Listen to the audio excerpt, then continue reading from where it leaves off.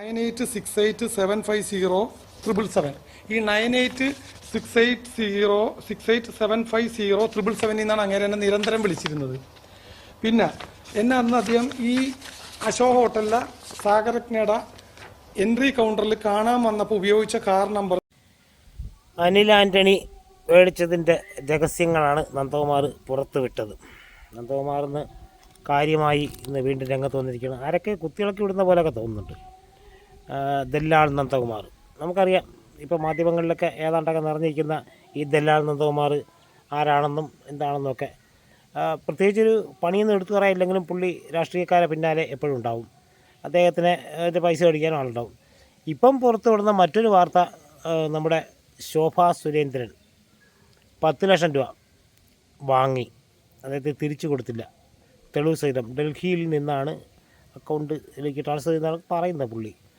എന്തായാലും ഇലക്ഷൻ കാലം ആകുമ്പോഴത്തേക്കും വളരെ സുതാര്യമായി നടക്കേണ്ട കാര്യങ്ങളെല്ലാം ഔട്ടായിട്ട് കൊണ്ടിരിക്കുകയാണ്.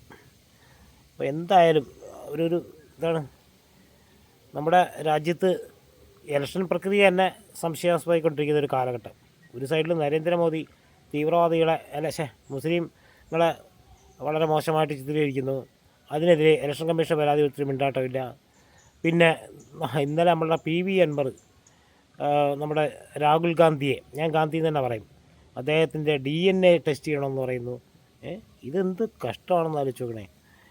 PV അൻവറിൻ്റെ പ്രസ്താവന എന്ന് പറയുന്നത് വളരെ വളരെ മോശമെന്ന് പറഞ്ഞാലും പോരാ, വളരെ എന്താണ് ബാലിശം എന്ന് പറയാൻ പോലെ തിരിച്ചറിവില്ലാത്തതുകൊണ്ടല്ല. PV അൻവറൊക്കെ നല്ല അറിവുണ്ട്. അപ്പോൾ ഇച്ചിരി പൈസയിലൊക്കെ ഒരു എടുപ്പായിരിക്കാം. എന്തോന്നായാലും രാഹുൽ ഗാന്ധിയെ പോലൊരു മനുഷ്യൻ്റെ DNA ടെസ്റ്റ് ചെയ്യണമെന്ന് പറയുന്ന PV അൻവറിൻ്റെ മാനസികാവസ്ഥ എന്ത് പറയും? അതുപോലെ ശോഭാ സുരേന്ദ്രൻ എന്തോ വസ്തുവിൻ്റെ ഒരു ഏർപ്പാടിലാണ് അവർ പണം വാങ്ങിയിട്ട് കൊടുത്തില്ലെന്നാണ് ഇതെല്ലാം പറയുന്നത് നന്ദകുമാർ. അപ്പം അതുപോലെ തന്നെ അനിൽ ആൻ്റണിയെ കുറിച്ചാണ് തോന്നുന്നു ആദ്യത്തെ ഒരു ഇതിൽ പറയുന്നുണ്ട്. അപ്പോൾ പുള്ളി കുറേ ഐറ്റങ്ങളൊക്കെ പുറത്ത് വിടുന്നുണ്ട്.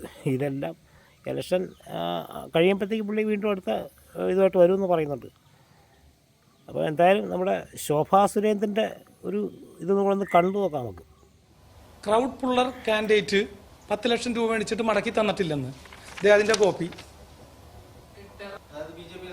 BJP തീപ്പൊരി നേതാവും സ്ഥാനാർത്ഥിയും എൻ്റെ കയ്യിൽ നിന്ന് 10 ലക്ഷം രൂപ മേടിച്ചതിൻ്റെ അക്കൗണ്ട് വഴി അന്ന് ഞാൻ 2014 അക്കൗണ്ട് ഹോൾഡർ പേര് നോക്കിയാൽ കാണാമല്ലോ. ശോഭാ സുരേന്ദ്രൻ്റെ അക്കൗണ്ട് പേര് ശോഭന സുരേന്ദ്രൻ എന്നാണ്. ഞാൻ എന്ത് ചെയ്യാൻ പറ്റും? ആ സംശയം എന്താ?